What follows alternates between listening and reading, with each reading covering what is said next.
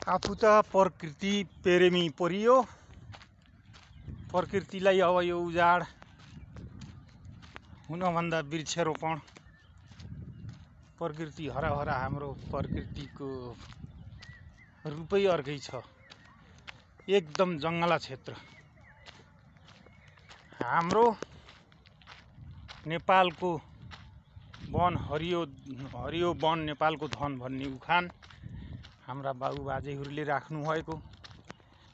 यस्तै गरेर यो व्यवस्थित प्रकृतिको संरक्षण गर्दै यहाँका काठहरू व्यवस्थापन गर्ने, एल्युमिनियमहरू प्रयोग हुन नदिने, काठै काठका चाहिँ घर बनाउन पर्ने, झ्याल ढोका जति पनि छन् फलाम र एल्युमिनियम रहित नेपाल बनाउने हो भने नेपालको उन्नति त्यत्तिकै छ। सिस्टम बन्न पर्छ।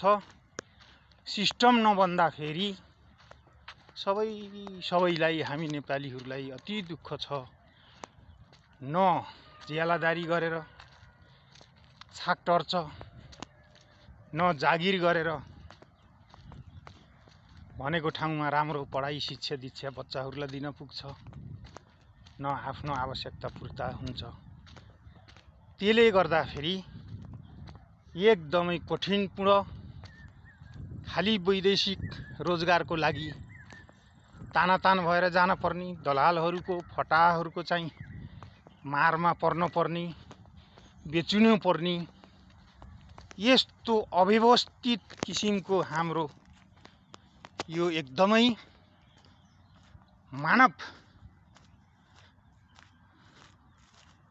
मानव जीवनको सिधै तपाईको एकदमै कठिनपूर्ण अवस्था।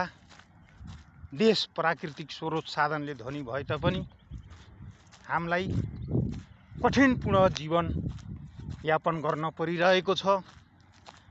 यस्तो गर्नलाई सिस्टममा रहेर काम गर्ने हो भने यो देशको जनताहरू पर्यटकबाट मात्रै युवा, बेरोजगारी युवालाई रोजगार, वृद्धलाई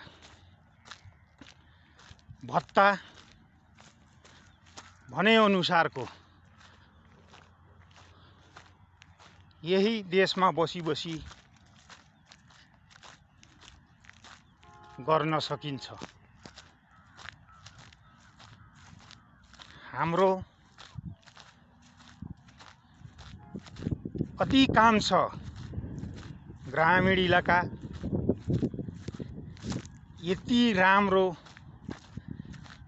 खेतीयोग्य जमिन त्यसै बाँझो गराएर सुखा मरुभूमिमा भेडा चराउनेदेखि लिएर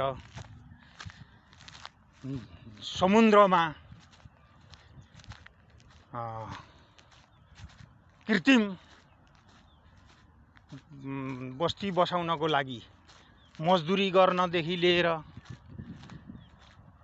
प्रकृतिलाई कृत्रिम हरियाली बनाउनको लागि नेपालबाट युवा शक्ति विदेशिनु परेको छ। यो नितान्तै दुःख लाग्दो विषयको कुरा हो। यसलाई गहन किसिमले बुझेर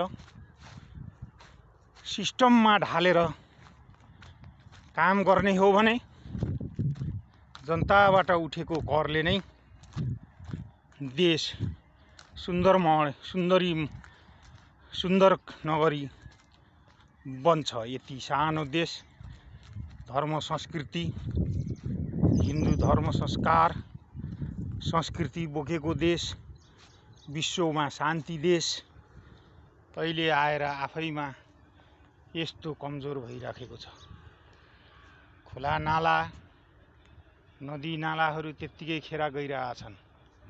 न यसबाट खेतीयोग्य जमिनमा सिँचाइ भइरहेछ, न यसको प्रयोगमा ल्याएर काफी नाफा कमाउन सकिएको छ।